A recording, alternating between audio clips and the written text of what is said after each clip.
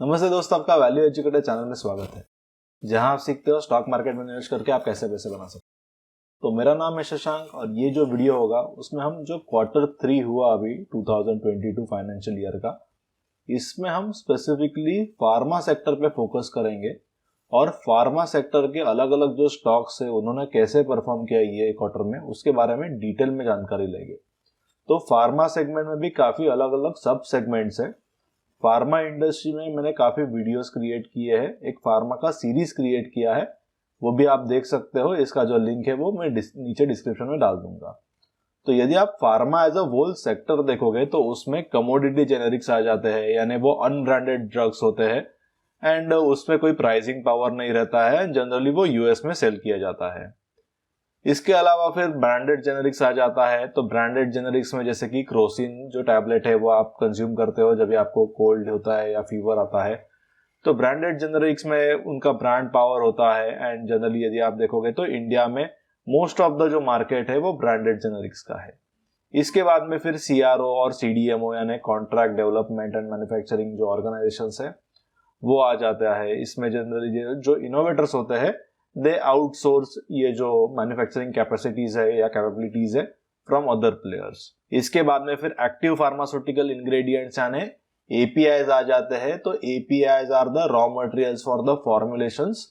तो यहाँ पर इसके बारे में हम डिस्कस करेंगे। And last one is the animal pharma companies, यानी एनिमल्स के लिए या जो पेट्स होते हैं या इसके अलावा जो प्रोडक्शन एनिमल्स होते हैं उनके लिए कौन कौन से ड्रग्स लगते हैं, उसमें कौन कौन सी कंपनीज है, उन्होंने Q3 में कैसे परफॉर्म किया, इसके बारे में डिस्कस करेंगे। एंड ये सारा डिस्कशन होने के बाद आपको समझ जाएगा कि ये क्वार्टर में कौन से कंपनीज ने अच्छा किया है, उसका क्या रीजंस है और मोस्ट ऑफ द कंपनीज के लिए Q3 was a painful quarter and उसके क्या क्या रीजंस है, that you will understand after watching this video. तो ये जो वीडियो है उसको कंप्लीट देखिए and if you like the video तो प्लीज मेरे चैनल को सब्सक्राइब कर लीजिए एंड आपके फ्रेंड्स के साथ भी ये जो वीडियो है वो जरूर शेयर कीजिए। तो पहले हम देख लेते हैं कि ये वीडियो में हम कौन कौन से कंपनीज के बारे में डिस्कस करने वाले हैं। सेगमेंट्स तो अभी हमने कुछ देर पहले डिस्कस किए। तो कमोडिटी जेनेरिक्स में जैसे कि doctor Reddy, Cipla, Sun pharma, Cadila health care, Lupin, Aurobindo pharma, Alembic pharma और स्ट्राइड्स, ये अलग अलग कंपनीज है, उनके कुछ हाइलाइट्स देखेंगे। मैंने मेरे ट्विटर पे लगभग 100 कंपनीज के कॉन कॉल्स के जो हाइलाइट्स है वो शेयर किए आपके साथ। इसका जो लिंक है मैं ये वीडियो के नीचे डिस्क्रिप्शन में भी डाल दूंगा, तो जरूर आप ये जो हाइलाइट्स है वो पढ़ सकते हो। बिकॉज कॉन कॉल रीड करना और उनको अंडरस्टैंड करना is very very important if you wanted to understand that sector या कोई कंपनी। इसके बाद में ब्रांडेड जेनेरिक्स में will talk about Ajanta pharma, Torrent pharma, Indoco remedies, JB chemicals and Eris life Sciences. In case of active pharmaceutical ingredient यानी API, तो उसमें will talk about Laurus Lab. Laurus Labs का कुछ फॉर्मुलेशंस का कैपेसिटी भी है। Then we'll talk about Aarti Drugs, Newland Labs, Divi's Laboratories, IOL Chemicals and Pharmaceuticals, Solar Active Pharma, Granules, and इसके अलावा फिर जो हाइकल कंपनी है that I will be covering in another video। ये जैसे फार्मास्यूटिकल स्पेसिफिक वीडियो होगा वैसे ही एक केमिकल स्पेसिफिक वीडियो भी मैं आपके साथ शेयर करने वाला हूँ specifically for the Q3 and will try to understand all the chemical companies, उनका रिजल्ट Q3 में कैसे आया। सो फार्मास्यूटिकल प्लस केमिकल ये दोनों सेक्टर मिला के will be tracking about 50 to 60 companies in this 2 videos. तो जरूर आप मुझे नीचे कमेंट में लिख के बताइए कि what will be your suggestions on a chemical side. आपको और कुछ इंफॉर्मेशन चाहिए होगा स्पेसिफिकली तो जरूर आप मुझे नीचे कमेंट में लिख के बता सकते हो। इसके अलावा सीआरओ और सीडीएमओ साइड में will track and understand more about Syngene में क्या हुआ है या उनके रिजल्ट कैसे आए, दिशमान कार्बोजेनिक्स में क्या हुआ है, Suven pharma. And then last one will be the animal pharma, जिसमें एनजीएल फाइन केमिकल्स जो एक इंडियन बेस्ड एक कंपनी है and then they are exporting into जो अनरेगुलेटेड मार्केट्स है। इसके अलावा Lasa Supergenerics was another company which was a demerger. Then Sequent Scientific है एंड हेस्टर बायोसाइंसेस है which are mostly into animal vaccines. तो पहले ये देख लेते हैं कि करंट क्वार्टर में क्या क्या कॉमन इश्यूज थे, what were the reasons for impact into the margins. तो ये क्वार्टर में सबसे बड़ा जो इंपैक्ट आया है मार्जिन्स पे that is due to the increase raw material cost. Because जो चाइना है उसमें सप्लाई डिस्ट्रप्शंस हुए थे, कोल का जो शॉर्टेज वहां पे हुआ था, इसीलिए जो प्लांट्स थे वो फुल कैपेसिटी पे मैन्युफैक्चरिंग नहीं कर रहे थे एंड दैट्स वाई जो रॉ मटेरियल कॉस्ट है वो काफी इंक्रीज हो गया था। इसके अलावा जो लॉजिस्टिक कॉस्ट है एंड लॉजिस्टिक्स का अवेलेबिलिटी है that also got impacted, and इसका जो इम्पैक्ट है फिर वो इंडियन कंपनीज में भी आ गया. And inventory normalization was another important reasons for this quarter, because क्या हो गया था कि ड्यूरिंग कोविड काफी जो इन्वेंटरी है दैट गॉट एक्चुअली स्टॉक, तो वो इन्वेंटरी कंप्लीट सेल करने के लिए कुछ समय लग रहा था, एंड दैट्स व्हाई ये क्वार्टर में कुछ कंपनीज में इम्पैक्ट आ गया. तो let's discuss first about US formulation based companies. तो यहाँ पे आप अलग अलग कंपनीज के डिटेल देख सकते हो. So we have added the details of the revenue growth compare to year on year और YOY परसेंटेज में क्या हुआ है, ग्रॉस मार्जिन्स कैसे है अलग अलग कंपनीज के, एबिटा में कैसा चेंज हुआ है YOY and quarter on quarter, and same is the case with the gross margin में क्या चेंज हुआ है एंड एबिटा मार्जिन्स में क्या चेंज हुआ है. So you can pause the video and take a look on this table, जिससे आपको काफी एक डिटेल में अंडरस्टैंडिंग मिल जाएगा यूएस जेनेरिक कंपनीज का क्या हुआ है. एंड ऐसे he will again discuss about branded जो फॉर्मुलेशन है या API या इसके अलावा animal pharma and CDMO and CRO, so that we'll have the complete understanding of pharmaceutical markets in Indian context या जो Q3 में जो रिजल्ट्स आए हैं इसके अकॉर्डिंगली. सो यूएस फॉर्मुलेशन यदि आप मार्केट देखोगे तो it's a not that great market, because यहाँ पे कोई प्राइसिंग पावर नहीं है कंपनीज में, and it is a very highly competitive market. इसके अलावा यदि आप डिस्ट्रीब्यूशन साइड में देखोगे इन यूएस साइड, तो डिस्ट्रीब्यूशन इज वेरी कंसोलिडेटेड, 3 या 4 ही प्लेयर है. इसके बारे में मैंने काफी डिटेल में जो फार्मा का सीरीज है उसमें मैंने एक्सप्लेन किया था. तो in this market it is always very difficult for any particular company to perform very good. So I have compiled overall EBITDA for top 8 companies for the US based जो top 8 companies है India में, जैसे कि Sun Pharma, Lupin, Doctor Reddy's या Cipla. तो इनका सबका data combine करके आई हैव प्लॉटेड इट. तो if you check from 2016 to 2021 उनका जो एबिटा है उसमें सिर्फ 4.5% का CAGR ग्रोथ है, which is very very small. And जैसे कि मैं आपको बता रहा था कि what are the common issues, so price erosion due to increase competition, and then they also don't have the any ability to pass on their cost to their customers, which is another issue. इसके अलावा क्या change हो रहा है ये business segments में, यानी जो बड़े कंपनीज है, सन फार्मा एक बड़ी कंपनी है, या डॉक्टर रेड्डीज या लुपिन ये काफी बड़ी कंपनीज है या काफी पुराने भी कंपनीज है. तो what is generally happening on this companies is they are investing into biologics and complex generics, because they understood कि जो यूएस का जेनेरिक मार्केट है it is very highly competitive market, and वहां पे ज्यादा कोई मार्जिन्स नहीं है, and it is a very difficult business to get some profits out of. And इसके अलावा then increasing focus on branded formulation in emerging market. तो Indian markets में भी वो फोकस कर रहे हैं, क्योंकि इंडियन मार्केट में जो ब्रांडेड जेनेरिक्स है they are comparatively a much better business, because वहां पे they have the pricing power, और एटलीस्ट वहां पे उतना कंपटीशन भी जो है वो थोड़ा कम है कंपेयर टू जो जेनेरिक यूएस का बिजनेस है.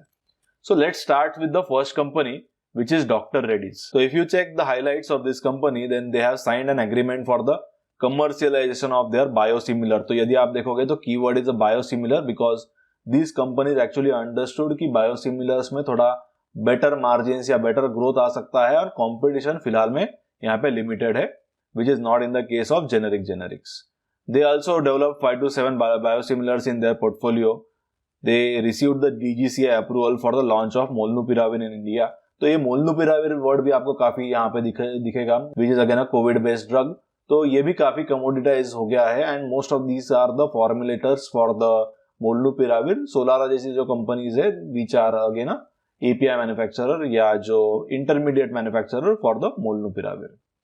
इसके अलावा they are mentioning they are ready with the capacities to manufacture Sputnik in India. तो ये काफी डिले हो गया है यदि आप देखोगे तो, and they are actively working with the government of India to register the Sputnik as a vaccine. इसके अलावा now let's discuss about the Cipla. तो Cipla का क्या अपडेट है? तो they have received the approval for one injection which name is Lanreotide during the quarter, which is a peptide used to treat people with excessive production of growth hormone, and it will be manufactured at the partner site. तो generally यदि आप देखोगे pharmaceutical companies में, तो जो injectables manufacture करती है they have the much better margins compare to जो दवाइयाँ, यानी जो सॉलिड फॉर्म में दवाइयाँ होती है उसके कंपैरिजन में इंजेक्टेबल में ज्यादा मार्जिन्स रहता है. तो वैक्सीन ये एक इंजेक्टेबल है, इंजेक्शन यदि आप देखोगे that is also another injectable. तो ये जो स्पेस है इंजेक्टेबल्स का, इसमें ग्लैंड फार्मा के यदि आप नंबर्स देखोगे and if you compare those numbers with Cipla या जो बाकी बड़ी कंपनीज है like Sun Pharma, doctor Reddy's, then you will see कि ग्लैंड फार्मा के नंबर्स काफी अच्छा है बिकॉज इंजेक्टेबल में कंपटीशन जनरली काफी कम है कंपेयर टू जो सॉलिड फॉर्म या जो पाउडर फॉर्म होता है ड्रग्स का। इसके अलावा they are mentioning they are looking to bring in more patented drugs to India through partnership with the innovator companies and they acknowledge that e-pharmacies are also gaining a traction in India and working on a strategy to leverage the opportunity। इसके बारे में मैंने आपको एक update भी किया था if you read my threads। तो यहाँ पे जो Amazon है they are also looking for this e-pharmacy space for the generally logistic purpose। इसके अलावा now let's discuss about Sun Pharma। So they are facing the price erosion problem which is a common problem for the US generic business, but have been able to counter it by the combination of new launches and better supply chain management। Again now this is an interesting thing कि उनके जो 50% revenues है that generally comes from the branded formulations। तो branded formulations का जो segment है that is comparatively better compared to generics because यहाँ पे at least they don't have to reduce the prices because as a branded drug customer have the more faith on that particular brand। और यहाँ पे उनके जो major capex है that already completed and then they are not planning any more capex and only will be doing the maintenance capex. Then will move ahead with the Cadila. तो कैडिला जो company है they have received a order from the government of India to supply 1 crore doses of their covid vaccine which is developed by the Cadila and उसका जो नाम है ज़ाइकोव-डी। Enter into the manufacturing licence and technology transfer agreement for the ZyCoV-D with the Enzychem Life Sciences of South Africa. तो South Africa में भी वो export करने वाले हैं and this will lead to manufacturing of 80 million doses in 2022। इसके अलावा they have launch 3 new products including nelarabine injection and it is a injection use for the chemotherapy. जो कैंसर के जो पेशेंट्स होते हैं उनके लिए ये ड्रग यूज करते हैं एंड यहाँ पे एक 180 डेज का उनको एक्सक्लूसिविटी मिला है। तो इसके रिलेटेड मैंने अगेन फार्मा का जो सीरीज है इसमें काफी डिटेल में बताया है कि व्हाट इज अ पैरा 4 और वो 180 डेज का एक्सक्लूसिव पीरियड उनको क्यों मिलता है। तो यह वो जो वीडियो है वो आप देख सकते हो। This is nothing but the first to file जब भी आप कोर्ट केस जो है वो आपके फेवर में आ जाता है। After that then you can actually sell that particular drug for 180 days and there won't be any competition। ये काफी कंपनीज के साथ हुआ है and this is generally strategy for this big pharma companies and they actually create the separate portfolio for this 180 days का जो first to file applications होता है and that is how they also can grow in future. But major issue with this big pharma companies is उनका product portfolio काफी आप देखोगे तो it's a very very huge product portfolio and most of the products are not contributing much revenues। The actual revenues is contributed with the very less number of products and इसीलिए it's called also as a tail product problem and that's why actually ये जो बड़ी companies है they are actually into pain period compared to smaller pharma companies। Let's go ahead with the Aurobindo Pharma। तो Aurobindo Pharma का ये जो quarter हुआ उसमें they are saying कि going to enter the domestic branded formulations market। तो यदि आप common pattern track करोगे ये सारे discussions में तो either they are going into biosimilars or they are going into branded generics which are focusing into Indian markets। किसी को भी जो यूएस का बिजनेस है उसमें बहुत ज्यादा कैपेक्स नहीं करना है या उसमें बहुत ज्यादा they are not focusing because they have understood till now कि यूएस का business is not that good business. Biosimilar काफी अच्छा बिजनेस है, कंपटीशन वहां पे कम है। सिमिलरली इंडिया का जो मार्केट है उसमें का भी जो ब्रांडेड जेनेरिक बिजनेस है that is also good business and इसीलिए Aurobindo Pharma is planning about 1000 crores of revenues within just first year after entering into domestic market and probably ये एक्विजिशन हो सकता है। विल सी जनरली यदि आप देखोगे तो कोई नया कंपनी को एक्वायर करना है to reach to 1000 crores of sales तो generally they will be planning about 3000 to 4000 crores of acquisitions. That is my understanding. Let's see actual में क्या होता है। इसके अलावा again if you check they are also talking about the biosimilars. तो they have also filed the second oncology biosimilar. तो oncology या CNS ये वर्ड भी आपको काफी रिपीटेटिवली यहाँ पे मिलेगा because these are the generally segments की जिसमें काफी ज्यादा मार्जिन है। So Aurobindo is focusing more on oncology side and the biosimilar with the European Medicine Agency They have 3 biosimilars in phase 3 clinical trials and are looking to file one of them, which is the oncology monoclonal antibodies in next financial year. monoclonal antibodies को MAPS भी बोलते हैं, and ये जो MAPS है इसके related मैंने sequence scientific के वीडियो में भी एक्सप्लेन किया है. इसके बाद में अभी हम लुपिन के बारे में देखेंगे. तो they have mentioning they launched diagnostic business in December. तो if you check the pattern कि they are not focusing at all on a US generics side and they are trying to diversify into biosimilars in Indian generics, and now Lupin is saying they are entering into diagnostic space. तो 3-4 lab अब तक उन्होंने शुरू किया है and they are planning to add 8 more diagnostic labs in Q4. The Goa plant has been cleared by the US FDA and they are also awaiting inspection of the Pithampur and the Tarapur facilities. The agency has not been able to visit due to जो Covid है, इसीलिए US FDA India में travel नहीं कर रहे हैं, और इसीलिए भी जो लुपिन जैसे कंपनीज है या यूएस बेस्ड कंपनीज है, they are also facing some challenges. They are not focusing on to building too many new capacities at this stage.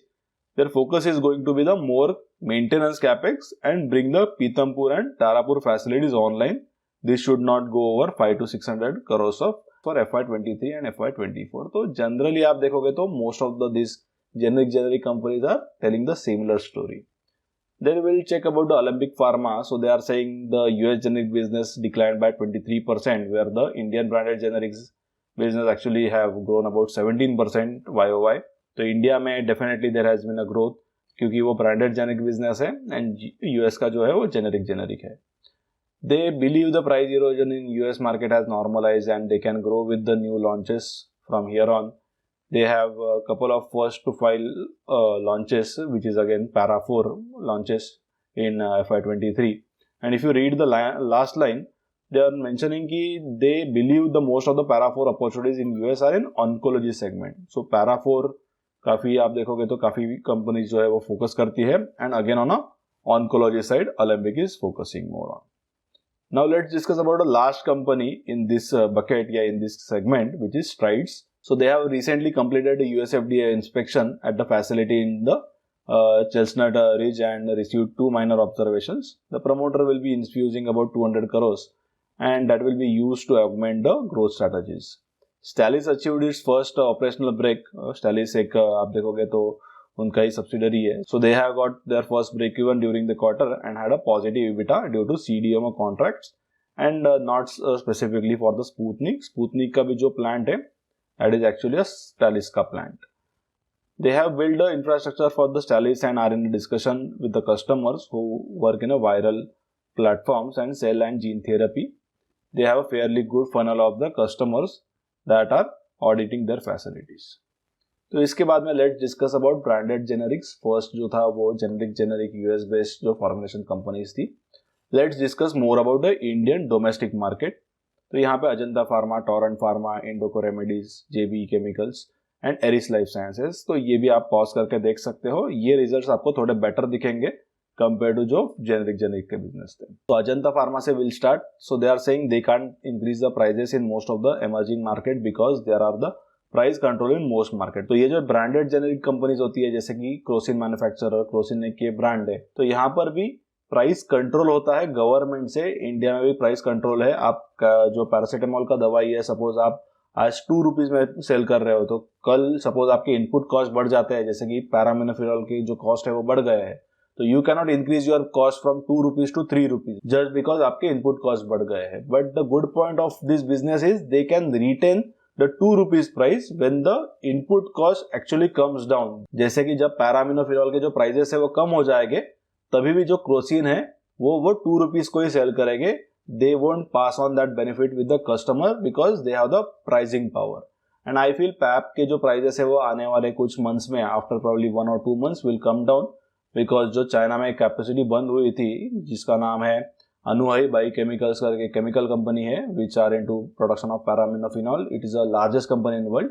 तो यहाँ पे they will be starting their production probably in next 1 or 2 quarters. So there might be some pricing pressures on the companies which actually manufacture the para-aminophenol like Valiant Organics या इसके अलावा जो साधना नाइट्रोकेमिकल्स है.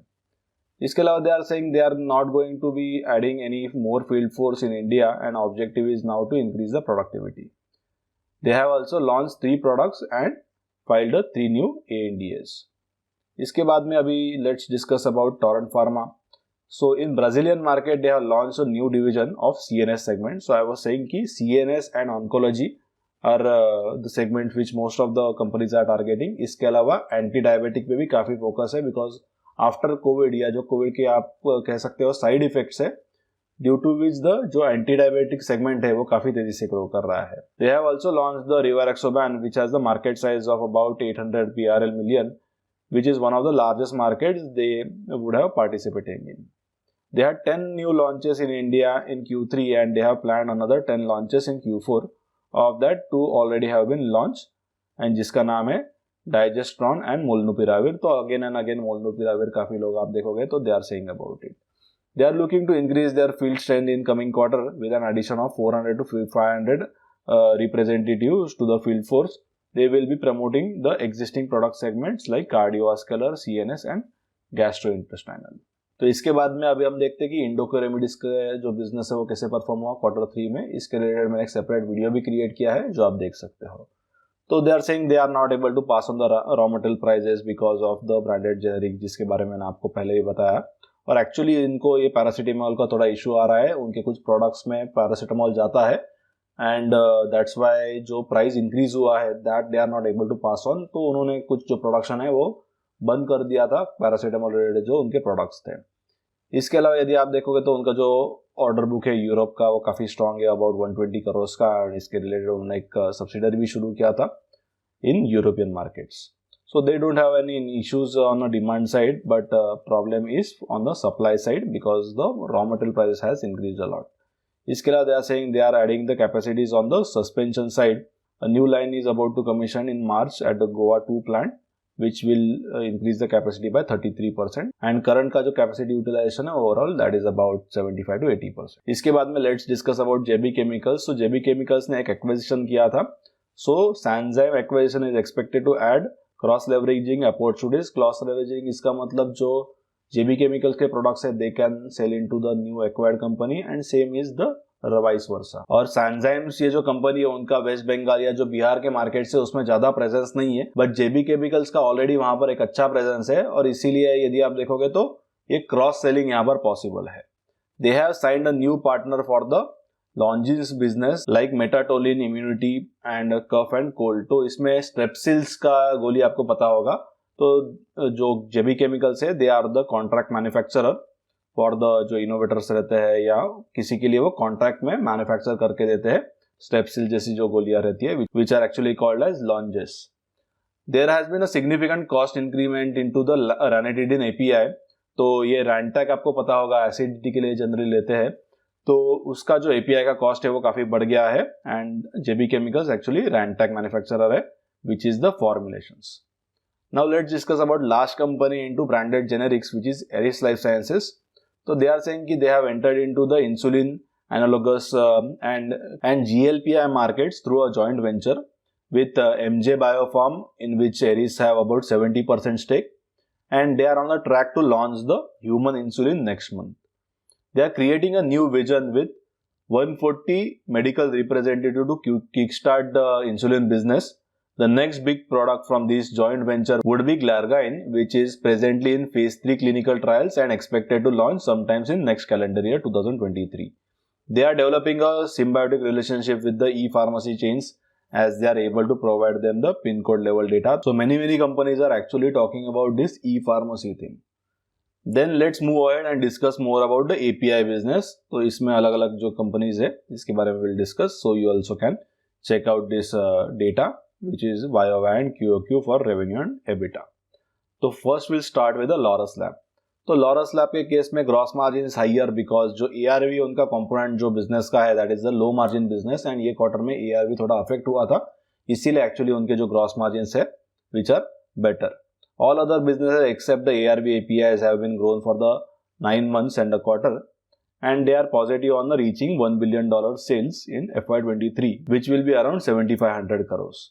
This will be supported by the several approvals and multi-site capacity expansions across API formulations and CDMO. During the quarter, Laurus Bio commissioned 2 new fermenters of about 45 kiloliter each, taking the total capacity to about 180 kiloliter. There was a few months delay in qualifying the fermenters. इसके बाद में अभी हम देखते हैं कि about Aarti drugs. तो Aarti drug is a completely commoditise API manufacturer. They are into the generally very prime molecules you can say, जिसमें आरती ड्रग्स ने over the period of time has gathered a good market share and उनका काफी process innovation भी उन्होंने किया है. पर जो फाइनली मॉलिक्यूल्स है मोस्टली दे आर इनटू फ्लोक्सेसिन्स, तो उसमें वो मार्केट लीडर है. एंड R&D करने के बाद they have reduce their cost of production. But यहाँ पर कोई स्पेशलिटी जो मॉलिक्यूल्स है they are not working on that. Most of the APIs which they have are into commodity domain. और इसीलिए यदि आप देखोगे तो कमोडिटी जो API मैन्युफैक्चरर्स है उनको अलग वैल्यूएशंस मिलते हैं, एंड जो कॉम्प्लेक्स जेनेरिक्स में एक्चुअली में है या CDMO में है, क्रैम्प्स में है, उनको अलग वैल्यूएशंस मिलते हैं, या इवन जो इंजेक्टेबल्स में है उनको भी काफी अच्छे वैल्यूएशंस मिलते हैं. सो यहाँ पे वो दे आर सेइंग कि they have currently doing the greenfield capex at 2 locations at Maharashtra and is expected to come online by December 22, and Gujarat's facility should come online by the February-March 2023. Apart from that, they are also launching about 10 to 12 oral oncology products in the regulated markets. They are targeting products with patent expiry from 2024 to 2027. So oncology would be starting to contribute the revenues from 2025. Again, these are focusing on oncology. So ये आपको थोड़ा एक, जब भी आप multiple companies पढ़ोगे then you will actually come to know कि market में क्या हो रहा है on an overall pharmaceutical side. So we have completed about 25 companies probably in all this analysis. So we have written many threads on these pharmaceutical companies which you can read, and Twitter में भी मैंने काफी updates डाले हैं on their con calls. इसके अलावा they will be focusing on the chlorosulfonation. अभी हम देखते हैं कि न्यूलैंड लैब के रिजल्ट्स कैसे थे. तो दे आर सेइंग कि they are facing a supply chain issues due to raw material issues, या जो वोलेटिलिटी है, हायर लॉजिस्टिक कॉस्ट है, जो फ्रेट है वो अवेलेबल नहीं है. तो ये कॉमन इश्यूज है, सबके साथ हो रहा है. इसके अलावा the reason for the underperformance of the respiratory, CNS and cardiovascular is because some of the approvals they expected have not materialized. Some approvals which they expected in 2018 and 19 वो अभी आ रहे हैं. इसके अलावा broad spectrum of antibiotics like ciprofloxacin या levofloxacin are degrowing. इसके अलावा इसमें काफ़ी कंपटीशन भी है, जैसे कि मैंने आपको बताया था कि Aarti drugs is a leader into this floxacin, and इसके वजह से भी न्यूलैंड को कुछ आप देखोगे तो there might be facing some issues. So they are working on increasing market share in other prime APIs where there is a growth potential to substitute the volume of the products that are degrowing. Then we'll discuss about Divi's lab. So they were able to mitigate the cost pressure due to geographical diversification of procurement, existing long-term contracts with the key suppliers and backward integration in key products. So this is the advantages of the big company during whenever there is a crisis, which is currently happening. In the CDMO business, they have the contracts for about 5 years and they have the option to pass on the increase in raw material prices for them. They have currently the capacity of the reactors is about 1700 reactors and occupancy is about 80 to 85%. तो लगभग 300 जो reactor है that they can use as and when the new requirement from the clients come. The next company is IOL Chemicals and Pharmaceutical. Again, it is a completely commodity business. So mostly they are into ibuprofen, and ibuprofen के prices में recently there has been some good pressure. And इसीलिए उनके results भी आप देखोगे तो इतने कुछ अच्छे रिजल्ट्स नहीं आए थे. They are also focusing on some other commodity again APIs which are like metformin या maybe they are entering into paracetamol also. यहाँ पे BASF का जो आइबोप्रोफिन का फैसिलिटी है US का वो शुरू हो गया है, and it's automated facility, green chemistry वो यूज कर रहे हैं. बट IOLCP इज सेइंग कि they can able to fight with the BASF on the cost part. The strategy for the 5 years is to reduce the dependency from the ibuprofen, and they will start moving with the other products like metformin या paracetamol या इसके अलावा भी काफ़ी अलग products में they are planning to diversify. तो उसके बाद में अभी हम सोलारा के बारे में देखते हैं. तो सोलारा का भी जो रिजल्ट है वो काफ़ी ख़राब था. तो यहाँ पर एक रीज़न है उसका कि उन्होंने जो उनका बिजनेस स्ट्रेटजी है वो थोड़ा चेंज किया है. इनिशियली जो अनरेगुलेटेड मार्केट्स है उसमें वो डिस्ट्रीब्यूटर के साथ सेल करते थे. Now they directly wanted to sell to their customers. और जो रेगुलेटेड मार्केट्स है उसमें यदि आप देखोगे तो जो डिमांड है आइबोप्रोफिन का वो काफ़ी कम हो गया है, इसीलिए they are getting the hit on the multiple side. इसके अलावा delay in the approval of the molnupiravir and demand softness of the favipiravir result in underperformance of the covid portfolio and operating deleverage actually played out. तो revenues तो fall हुए ही, पर उससे ज़्यादा यदि आप देखोगे तो प्रॉफिटेबिलिटी में ज़्यादा हिट हो गया ड्यू टू operating deleverage. इसके बाद में let's discuss about the granules. So they are saying they are going to the backward integration deep into the value chain. They plan to start from the basic chemicals and commercially available in India. Capacity utilization for paracetamol is about 60% क्योंकि already pricing pressures है, जैसे कि मैंने आपको पहले इंडोकोरेमिडिस के part में भी एक्सप्लेन किया. तो that why they are not again utilising the full capacity. They are focusing on green chemistries and sustainable technologies and are trying to be a carbon neutral company in next few years. The next segment will be CRO and CDMO. तो this is a actually interesting segment और इसमें कुछ भी hit नहीं आया है. If you compare with the other segments which we discuss like generic या branded generic में भी कम हिट है. API सेगमेंट में there has been a good hit apart from the जो बड़ी कंपनीज है लाइक Divi's Labs. तो यहाँ पे will discuss about Syngene, Dishman Carbogenics and Suven Pharma. So let's start first with the Syngene. So company has revised their revenue guidance for the full year from the mid-teens to high-teens growth. Long-term contracts with Amgen, which is the innovator, was renewed for the 5 years, and the scope of the contract extension include the integrated drug discovery and development solutions. They will be building a dedicated laboratory for scaling up API as a part of contract extension. Apart from that, they will be inaugurating the phase 3 of the Hyderabad facility in preparation for future growth, and they will be able to accommodate about 250 additional scientists for the discovery service. Apart from that, उनका और एक capex है which is a Mangalore facility is proceeding as per plan and will receive the US FDA approval in next 2 years. And this facility is actually into SEZ, Special Economic Zone.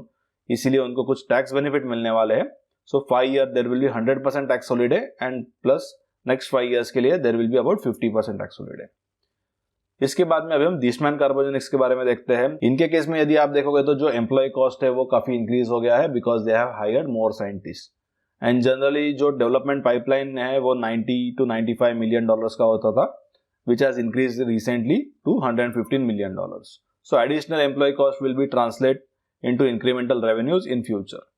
The building in the France facility is complete. तो उनका एक capex चल रहा था वहां पर. The shell and the main infrastructure is being installed. They are in the process of installing all specialised equipments. The commercial operation are expected to begin in January 2023 and is the biggest investment they have made till date. A joint investment in Switzerland. उनके काफी जो plants है वो out of India है. इन case of Dishman Carbogenics, India में ज्यादा उनके plants नहीं है. Switzerland is a major hub for them. So they are saying a joint investment in the Switzerland with an important client is progressing as per plans. The building is complete and they are installing the equipment. It is expected to be operational by September or October this year. And then we'll discuss about the Suven Pharma. So mostly यदि आप commentary देखोगे of these CDMO players, they are not getting much hit. Same is the case with Suven Pharma. Suven Pharma के जो results थे, they were quite good results. So they are saying they don't have the RM price increase pass through in their contracts because most products are campaign based products, small volume and high margin products. They place the order for the critical raw materials at the beginning of the contract. So the raw material cost is factored into the contract. However, increase in जो prices of solvent can cause them some small hit into margins. And generally Suven Pharma के case में ज़्यादा उनको raw material का इतना issue नहीं आता है due to the same reasons. And इसीलिए उनके जो मार्जिन्स यदि आप देखोगे तो they are intact in this quarter also. The success of business is closely tied to the success of the molecules in the clinical stages. तो मैंने आपको पहले के जो वीडियोज है उसमें एक्सप्लेन किया था फेज 1, फेज 2 और फेज 3 ट्रायल्स क्या होते हैं. And currently they are having the growth rate of about 25%. But it depends on कि जो मॉलिक्यूल है वो फेज 3 से कमर्शलाइज कभी होता है या फेज 2 से फेज 3 कभी जाता है. Currently they have about 5 molecules in phase 3. And यदि आप टाइमलाइन देखोगे तो यंगेस्ट जो मॉलिक्यूल है वो लगभग 9 मंथ से फेज 3 में, और ऐसा भी एक मॉलिक्यूल है कि जिसमें वो लगभग 5 ईयर से काम कर रहे हैं which is actually on phase 3. This is actually जो इनोवेटर है वो काम करता है, एंड जो सुवेन फार्मा जैसी कंपनीज है they actually do the manufacturing work for the innovators. इसके अलावा now let's discuss about the animal pharma companies. So इसमें NGL Fine Chemical, Lasa Supergenics, Suven Pharmaceutical and Hester Biosciences, इसके बारे में डिस्कस करेंगे. So will start with the first company which is NGL fine Chemicals. So they are saying कि they have seeing the correction in the commodity chemicals and they expect it to normalise in quarter 123. तो most of the companies यही कह रही है कि commodity का pressure है generally 1 या 2 क्वार्टर्स में, that will be normalise. And they also expect normalization of freight cost in second half of the next financial year. The company strategies for now is not to increase the prices, so they are not increasing any prices, but they are more focusing on the gaining the market share. As the commodity prices normalize, margin will be back to normal.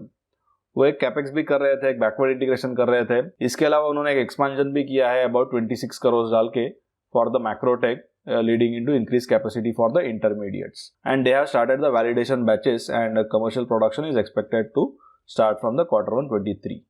The greenfield expansion of Tarapur is on the track, and they have started the civil work in December. And इससे उनका जो capacity है वो लगभग 50% से increase होगा, and ये complete capex होने के लिए लगभग आगे 18 मंथ लग सकते हैं. इसके बाद में अभी हम सीक्वेंट साइंटिफिक के बारे में देखते हैं. तो सीक्वेंट साइंटिफिक के इसमें उनका ऑर्डर बुक अभी अच्छा हो गया है एपीआई का. There has been I feel a turn around in a business during Q3. कुछ लॉजिस्टिक के चैलेंजेस कंपनी ने फेस किए थे. उनके लगभग 50% ऑफ द जो एपीआईज है they are actually stuck at the port due to not availability of this vessels. The impact of Turkish currency is also there, which is the lira.